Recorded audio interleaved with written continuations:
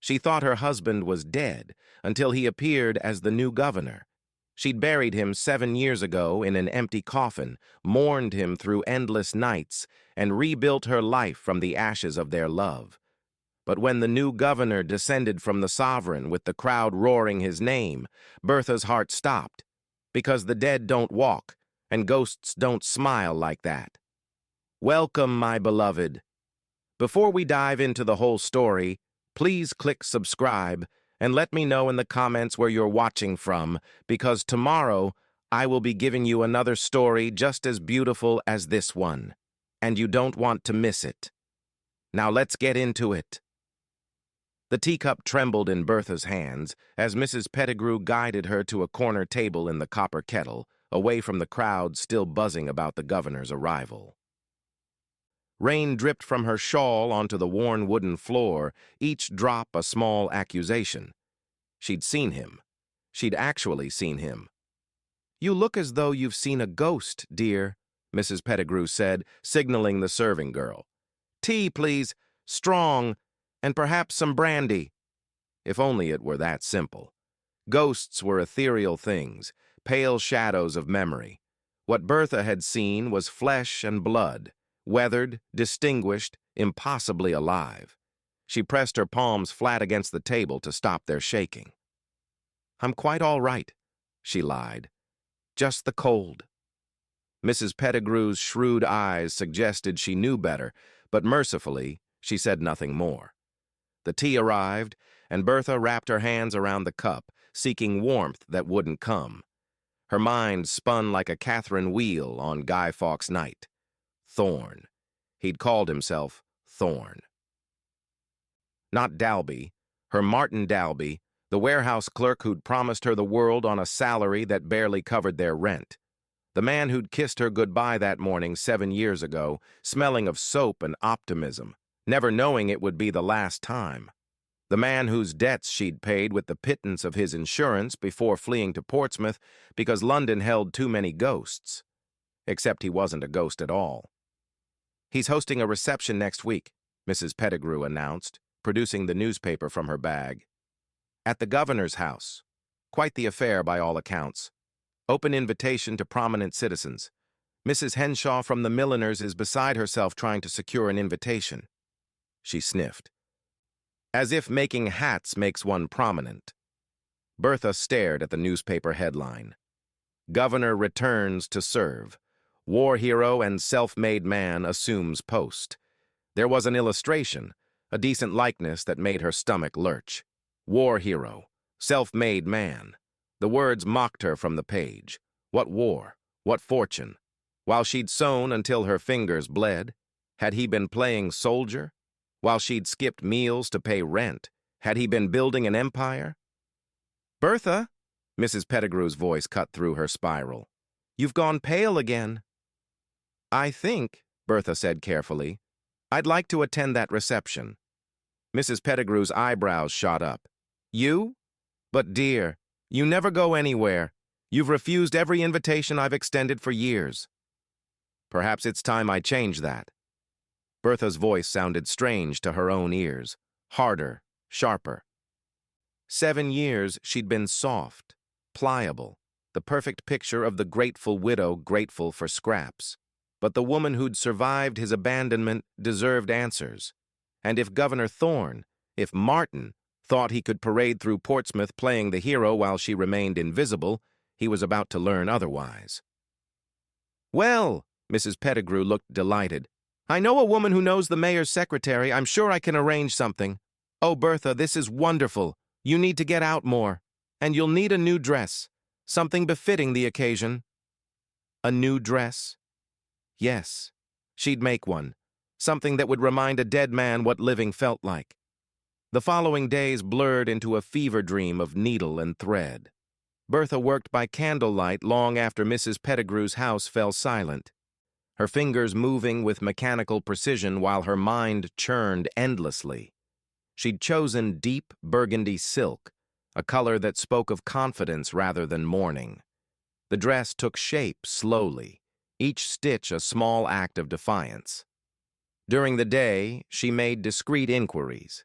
The butcher's wife knew someone who'd served with the new governor in India. The baker's daughter had a cousin who'd worked on the docks when the sovereign arrived. Piece by piece, Bertha assembled the story of Martin Thorne. He'd survived the warehouse fire, apparently pulled from the rubble unconscious. With no identification and severe burns, he'd been taken to a charity hospital where he'd languished for weeks. When he finally woke, the stories claimed he had no memory of who he'd been. The burns had scarred his chest and back terribly, they said, marking him forever. An army recruiter had found him there, offered him a fresh start. He'd sailed east, fought in border skirmishes, distinguished himself. Eventually, he'd invested his military pay in a timber operation in Burma. The business had flourished. 5 years later, he was wealthy enough to buy his commission and return home as a decorated officer and successful merchant. It was a remarkable story, inspiring even. The local papers were already calling him the Phoenix Governor. Bertha wanted to set something on fire, because even if the memory loss was real and she had her doubts, surely at some point he'd remembered. Surely there'd been a moment when his past came flooding back, when he'd thought of the wife he'd left behind, and he'd chosen to stay dead, chosen Thorne over Dalby, chosen this new, glittering life over the messy reality of her. "You're brooding again," Mrs. Pettigrew observed one morning, setting down breakfast. "You've barely eaten all week." "I'm concentrating on the dress." Mrs. Pettigrew's tone suggested skepticism. "Well, I've secured us invitations. The reception is tomorrow evening, 7 o'clock. And Bertha?" She paused at the door. "Whatever's troubling you, and don't tell me it's nothing. Perhaps meeting the governor will help. Sometimes we build people up in our minds until they become larger than life. Then we meet them and realize they're just ordinary men in fancy coats." But that was precisely the problem. Bertha didn't need Martin to be ordinary. She needed him to be extraordinary enough to justify 7 years of grief, extraordinary enough to explain why he'd let her believe he was dead. That night she finished the dress. It fit perfectly, hugging her lean frame in ways that reminded her she was still young, still alive. She pinned her hair up, studying her reflection in the small mirror. The woman staring back looked harder than the girl Martin had married, but perhaps that was appropriate. That girl had died in the fire too. What emerged from the ashes was something else entirely. Tomorrow she would face her ghost, and she would make him see exactly what his resurrection had cost. The governor's house blazed with light, every window glowing like a beacon against the evening sky. Carriages lined the circular drive, depositing elegantly dressed guests who laughed and chattered as though attending celebrations was the most natural thing in the world. Bertha's stomach twisted as Mrs. Pettigrew's borrowed carriage rolled to a stop. "Deep breaths, dear," Mrs. Pettigrew whispered. "You look absolutely stunning." Bertha nodded, not trusting her voice. The burgundy silk rustled as she descended, and she caught several appreciative glances from other arrivals. Good. Let them look. Let him look. The entrance hall was absurdly grand, all marble columns and gilt-framed paintings of stern-faced former governors. A string quartet played in the corner while servants circulated with champagne on silver trays. Bertha accepted a glass she had no intention of drinking, using it as something to hold while her eyes scanned the crowd. "There he is," Mrs. Pettigrew breathed. "Oh, he's even more handsome up close." Bertha's gaze followed her landlady's pointing finger, and her heart lurched violently. Martin stood near the fireplace, resplendent in formal evening wear, laughing at something a portly gentleman was saying. The years had changed him, the beard, the weathered skin, the confident bearing, but she knew that laugh. She'd fallen asleep to that laugh countless nights. "Come," Mrs. Pettigrew urged. "The receiving line is forming." Bertha allowed herself to be pulled forward, each step bringing her closer to the moment she'd been simultaneously dreading and craving. What would she say? What would he say? Would he recognize her? Her appearance had changed too, the softness gone, replaced by angles and shadows. They reached the line, and Bertha watched Martin greet each guest with practiced charm. He had a kind word for everyone, a warm handshake, that disarming smile. The perfect politician. When had he learned to be so polished? Her Martin had been earnest and clumsy, forever bumping into furniture and apologizing too much. Then it was her turn. Mrs. Pettigrew stepped forward first. "Governor, what an honor.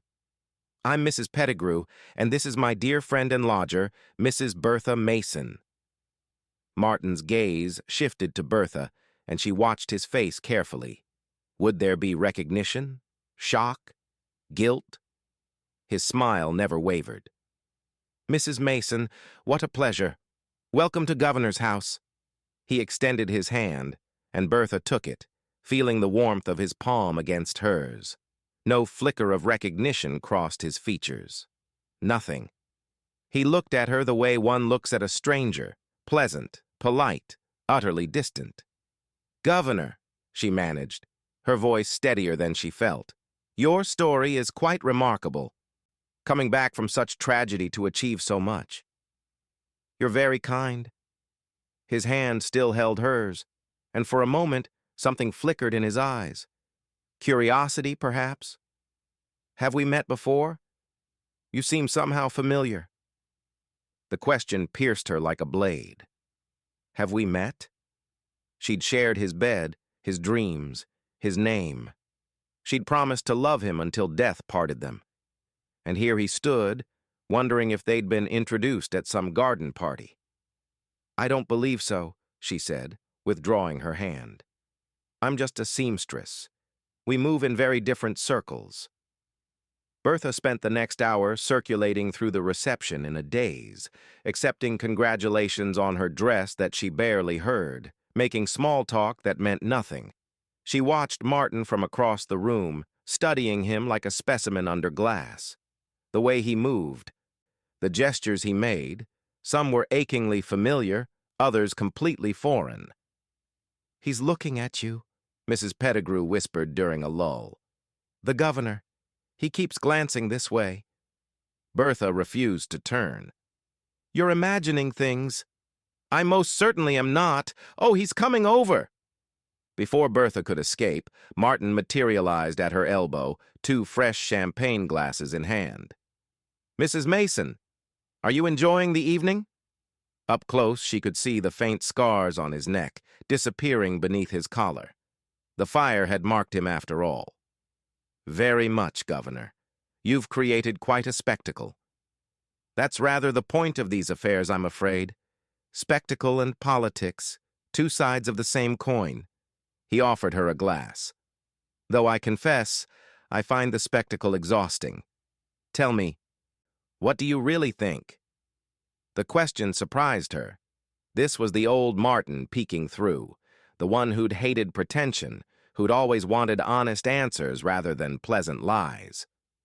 "I think it must be strange," she said carefully, "coming back to England after so long away. Do you feel as though you've come home? Or does it feel like a foreign country?" Something shifted in his expression. "That's remarkably perceptive. Most people assume I'm delighted to be back. But truthfully, sometimes I wake up and don't know where I am. The person I was before India feels like someone I read about in a book. Before India." So he did remember there'd been a before. "And the person you were before the fire?" The words slipped out before she could stop them. His face went still. "How did you know about the fire?" "It's in all the papers. Your remarkable resurrection story." "Ah. Yes." He looked down at his glass. "That person, he died in the flames. Perhaps it's better that way. Fresh starts and all that." The casual dismissal of their entire life together made Bertha's vision blur with rage. "Better for whom?" He blinked, startled by her tone. "I beg your pardon?" "Nothing. Forgive me." She needed to leave before she said something disastrous. "I should find Mrs. Pettigrew." "Wait." His hand caught her elbow, and she froze. That feeling I mentioned earlier, that we've met, it's stronger now.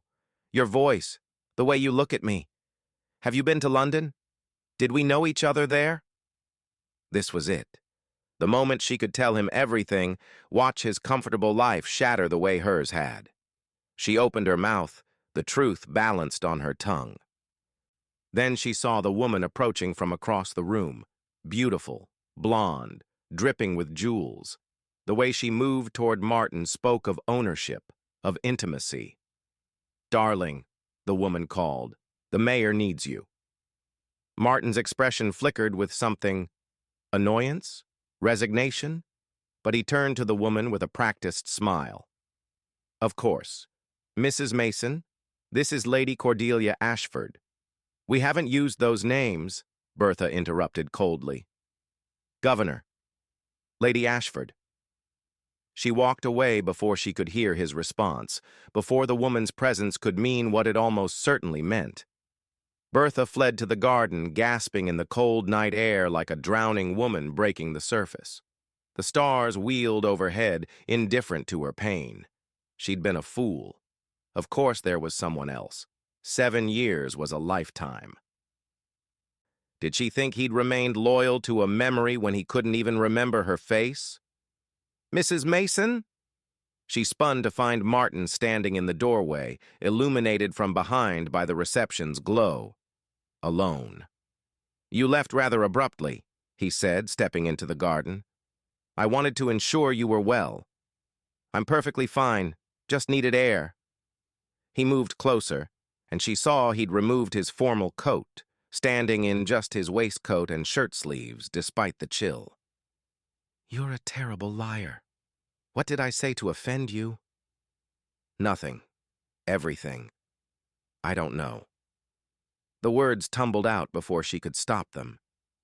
"You stand there with your title and your house and your Lady Ashford, talking about fresh starts as though the past is something you can simply discard, as though the people you left behind don't matter." His eyes widened. "I did know you. In London. Before you died," she finished bitterly. "Yes. Who were you to me? A friend? Your wife." The word hung between them like a physical thing. Martin staggered backward as though she'd struck him. "That's impossible." "Is it? You said yourself you don't remember. Let me help you with that." Bertha's voice shook with 7 years of suppressed fury. "Your name was Martin Dalby. You worked as a clerk at Henderson & Sons. We married in St. Bride's Church on a rainy Tuesday because it was cheaper than Saturday. You promised me we'd save up for a real honeymoon someday. Then you died in a warehouse fire, and they buried an empty coffin, and I spent 3 years paying your debts before I had to leave London, because everywhere I looked, I saw you. What do you think Bertha should do now? Confront him further or walk away? Drop your thoughts below." "Stop." Martin's face had gone gray. "Please, just stop." "Why? Does the truth hurt? Does it make your fresh start less shiny?" "You don't understand." His voice cracked.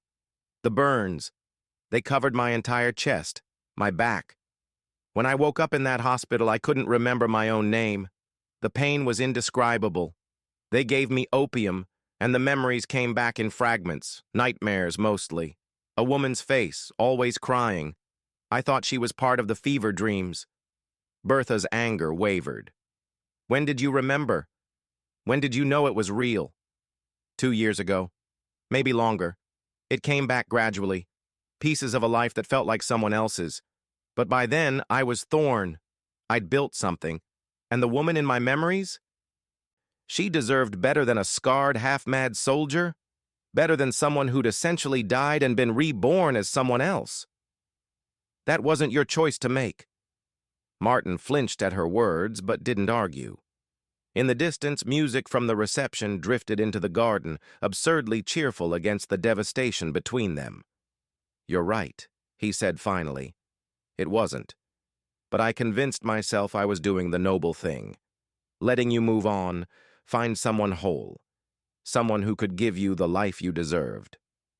And instead, I got 7 years of grief and poverty, Bertha said flatly.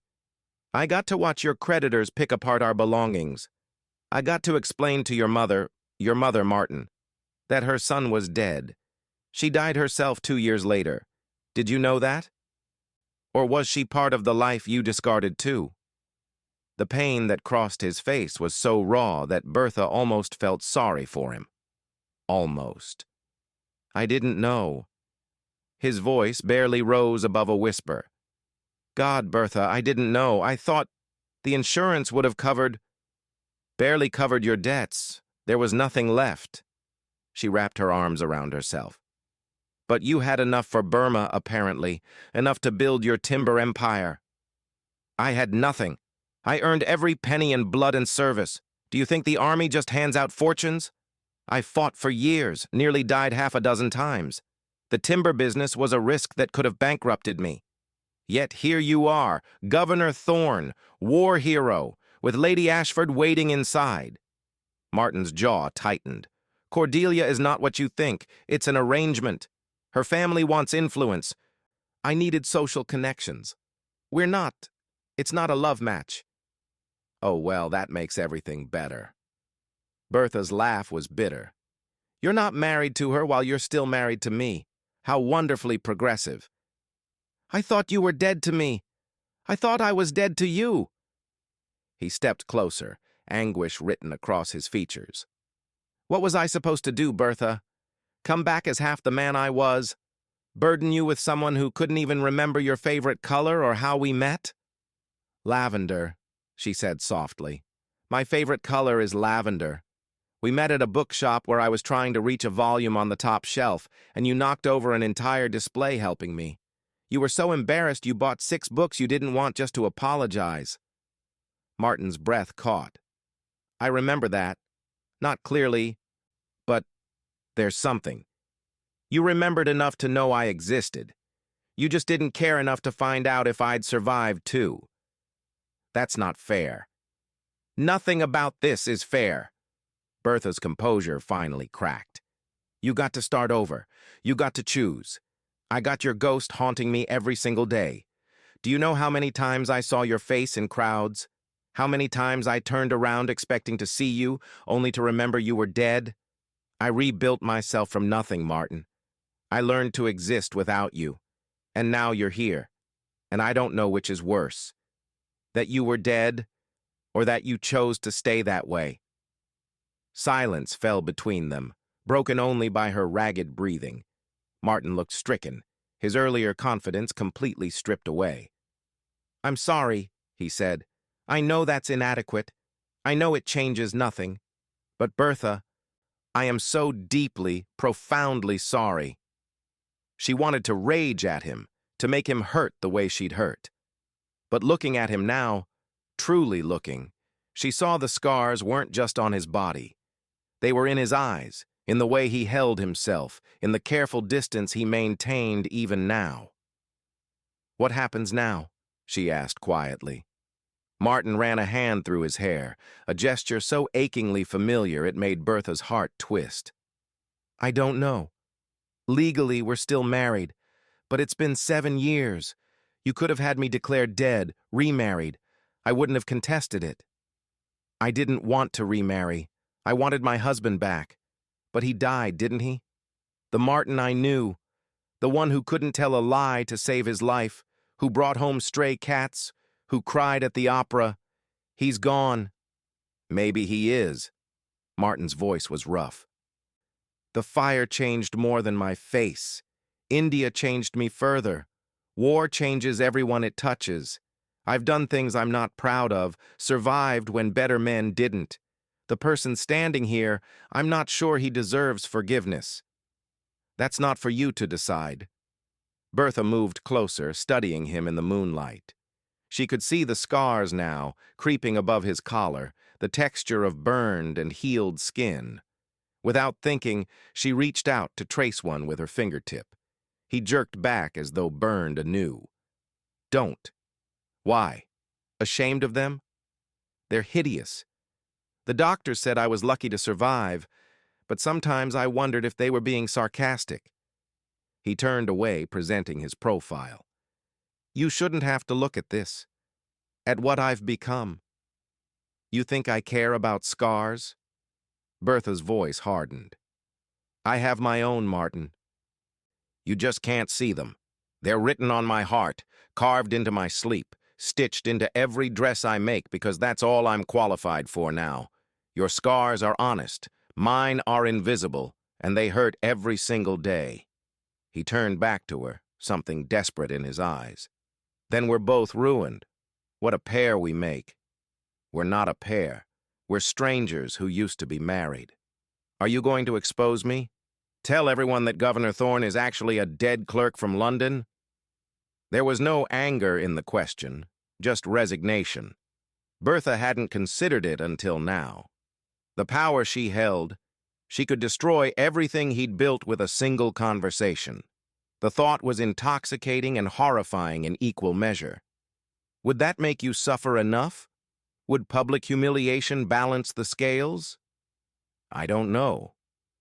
Would it make you feel better? She thought about it, really thought about it.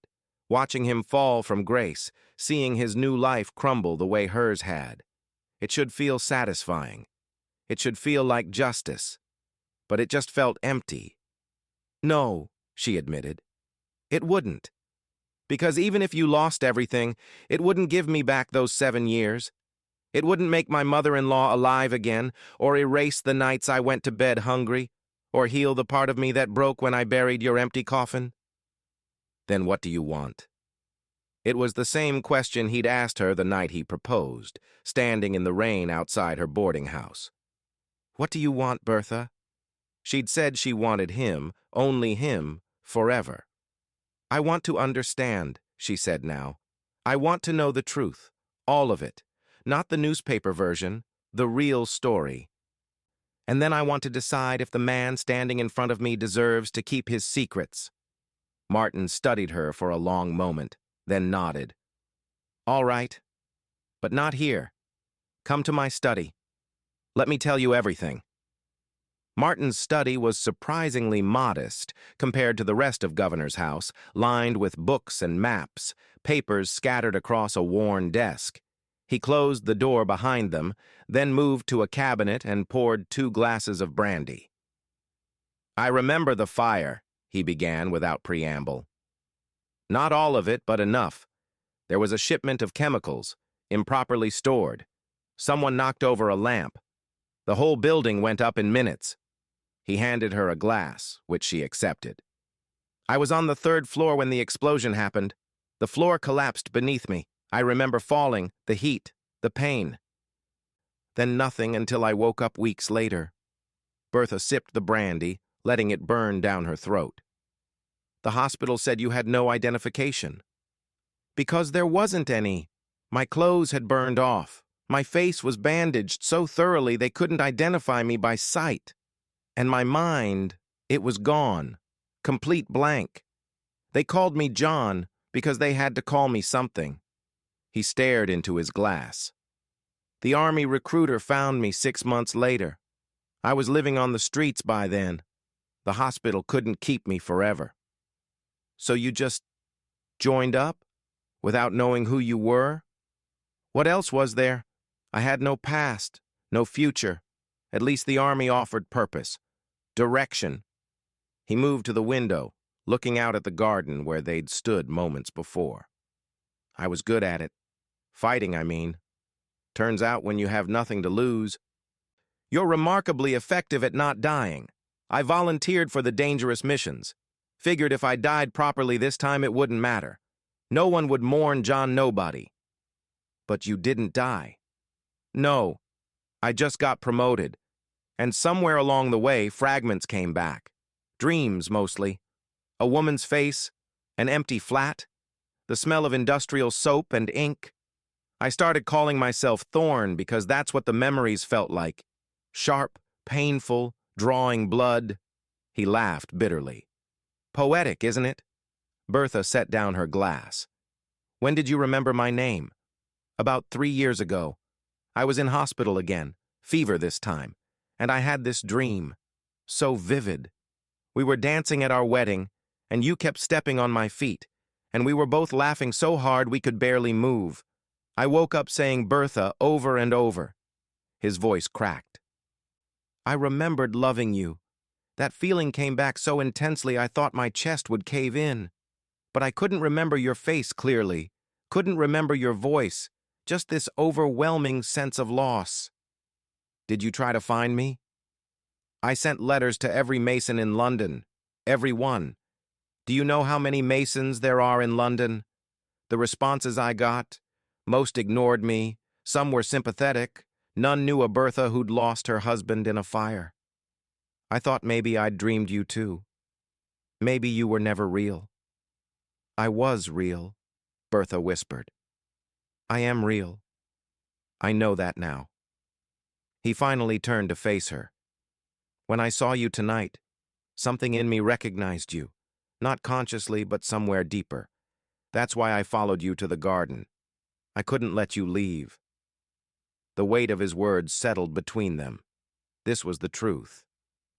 Then, not malicious abandonment, but tragedy compounded by circumstance. It didn't erase her suffering, but it explained his. What about Lady Ashford? She asked.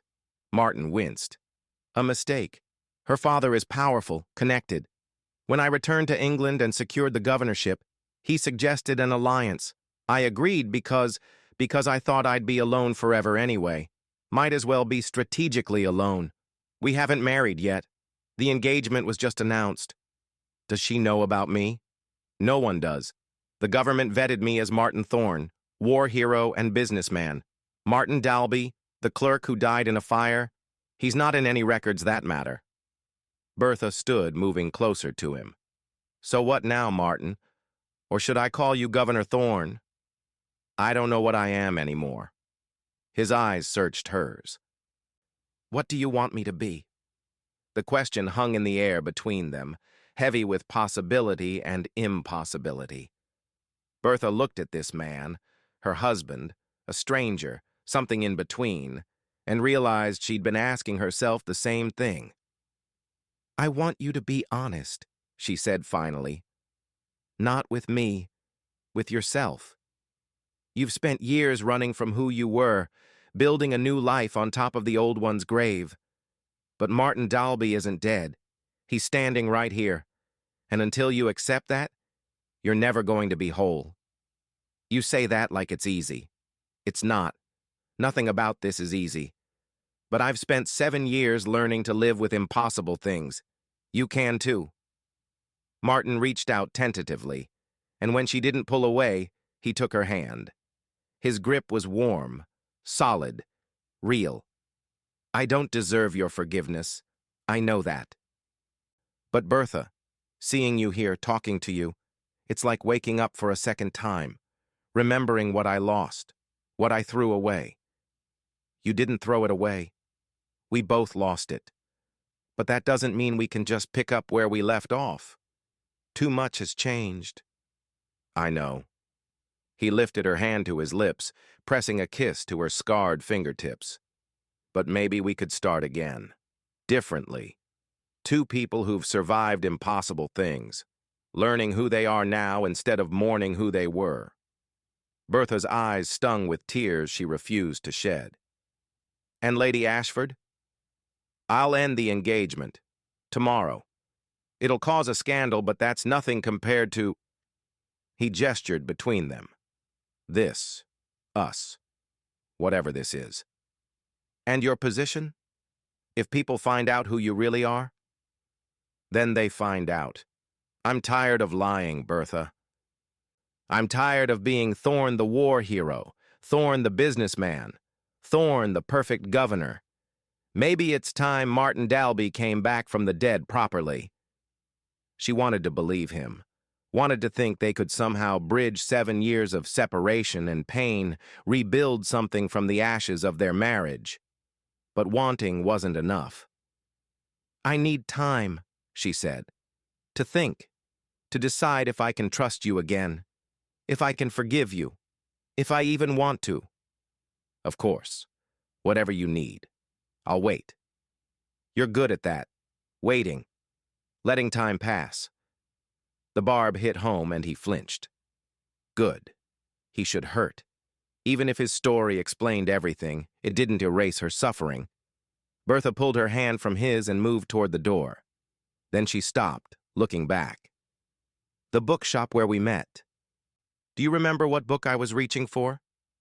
Martin's brow furrowed, then his eyes widened. Poetry. Keats, I think. You said something about beauty and truth. Beauty is truth, truth beauty. I was 20 years old and insufferably pretentious. She smiled slightly. You said you'd never read Keats, and I called you a Philistine, and you said you'd read anything if it meant I'd keep talking to him. Did I keep my promise? Did I read it? You fell asleep after 3 pages. I thought it was adorable. The memory hurt and healed simultaneously. I still have that book. It survived when everything else burned. Bertha. Good night, Martin, Governor Thorne, whoever you are. She opened the door, then paused once more. For what it's worth, I don't think you're a monster. Just a man who made impossible choices in impossible circumstances. We both did. Maybe that's enough to start from. She left before he could respond, walking back through the reception where the party continued, oblivious to the drama playing out in the shadows. Mrs. Pettigrew was deep in conversation with the mayor's wife and barely noticed Bertha's departure. Outside, the night air was sharp and clean. Bertha breathed it in, feeling simultaneously lighter and heavier than when she'd arrived. The man she'd mourned wasn't dead. The man she'd loved was changed. And she was someone entirely new. As she walked toward the hired carriage, she looked back at Governor's house, its windows blazing with light. Somewhere inside, Martin, her Martin, was probably staring at his brandy, wondering if he'd lost her all over again. He hadn't. Not entirely. But he hadn't found her either. They were simply 2 people who'd loved each other once, standing at the edge of possibility.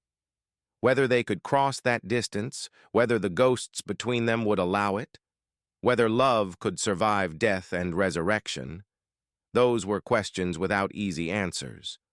But for the first time in 7 years, Bertha felt something besides grief and anger. She felt hope.